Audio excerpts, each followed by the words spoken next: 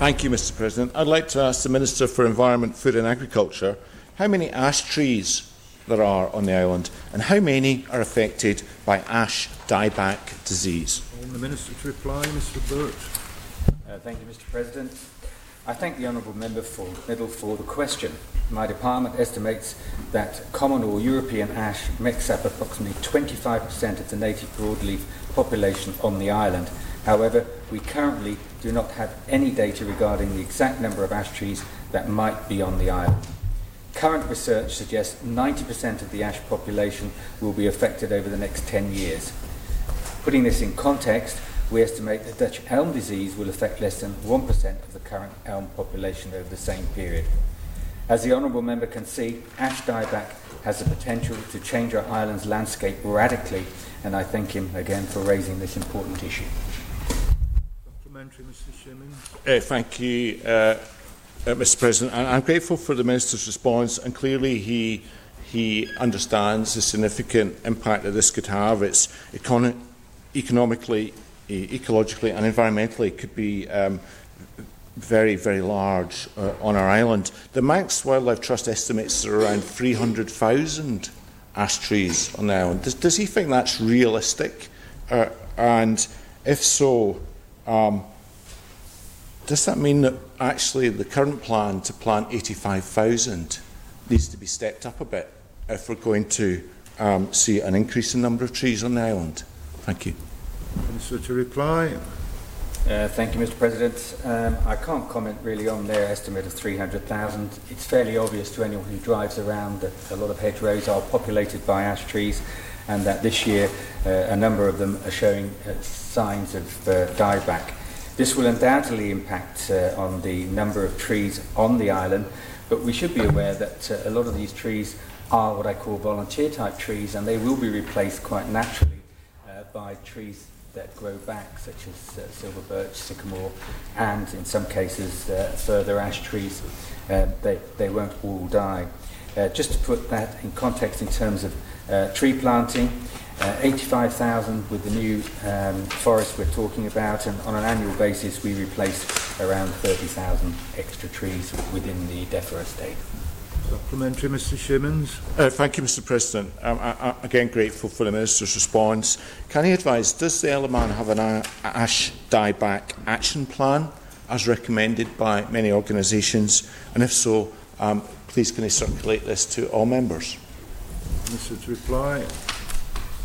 In terms of where we're going with ash dieback, it's a disease that can't be controlled. The first evidence of it was on the island was in 2016.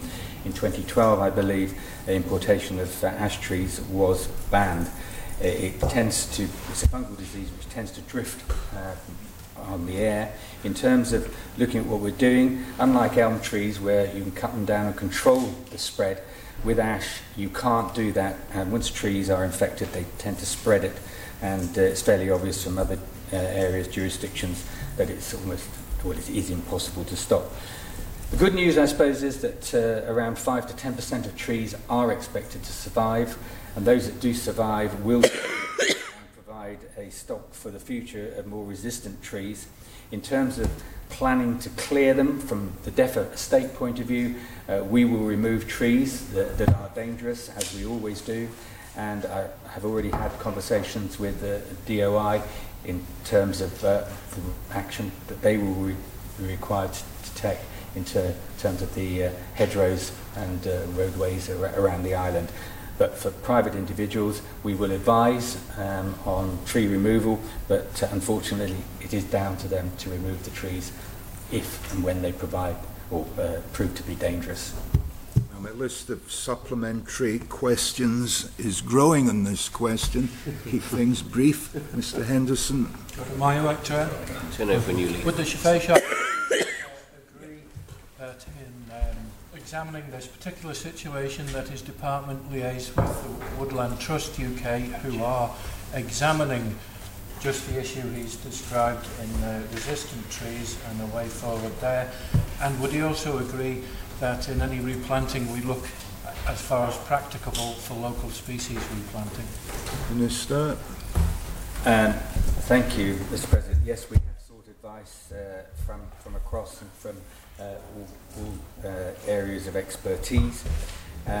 In terms of replacement trees, yes, we do try and plant species that we can collect seed and propagate on the island, but when we start planting a large number like the new forest that we're proposing, then it is inevitable that they will be broadleaf species that are native to the island, but we will have to bring some from across. Honourable Member for Ayr Michael, Mr Baker. Thank you very much, Mr President. Would the Minister agree with me that one of the big issues with this ash dieback disease is actually the potentially significant cost of managing the issue, and some of the numbers that have been mentioned are 300,000 trees and 90% of them potentially dying. That's 270,000 trees, which at, say, an estimated cost of £1,000 per tree to remove, would add up to several tens of millions of pounds a year for many years, and that this is an issue that many authorities in the UK are having to grapple with at the moment, but it's very difficult currently to quantify the cost, but it is going to be significant for this island. And furthermore, would the Minister also agree that whilst these are huge numbers, one positive step that the Department is taking is through the changes to the Agricultural Development Scheme, which will incentivise landowners to plant trees, which hopefully will at least start to boost the numbers of trees on the island over and above what's been planted through the Chief Minister's Forest. Minister to reply. Thank you, Mr President. I thank Mr Baker for his comments. You are correct in as much that the new ADS scheme will incentivise tree planting, and hopefully that will be with species that won't be affected by ash dieback. This is truly a cross-departmental issue. It's not going to affect just DEFRA and DEFRA Estate. DOI, I alluded to earlier, have already been consulted. The MUA are going to have problems in managing, and fortunately, I say fortunately, it's unfortunate that trees are going to die, but it will probably happen over a 5 or 10 year period, so that will allow some adjustment. Local authorities will be involved, and a lot of those trees, 270,000, that's a rough estimate, not one that we really recognise at the moment, will obviously be on private land, so there will be a significant cost to private landowners as well. Final supplementary, Mr Shimmins. Yeah, thank you, Mr President. Lots of good comments from the Minister there. One thing he didn't answer was my question about do we have an ash dieback action plan, given that this is going to impact, as Mr Baker said, right across government and the private sector. That feels quite important, and pretty much every county council and even some borough councils in other neighbouring jurisdictions have them. So can I answer that? Do we have an action plan? If not, when can he develop one? It feels quite important if we're going to lose 270,000 trees. Thank you. Thank you, Mr President. No, we don't have a specific action plan. We are talking to the other departments about the way the disease will spread and the way in which we will help advise them.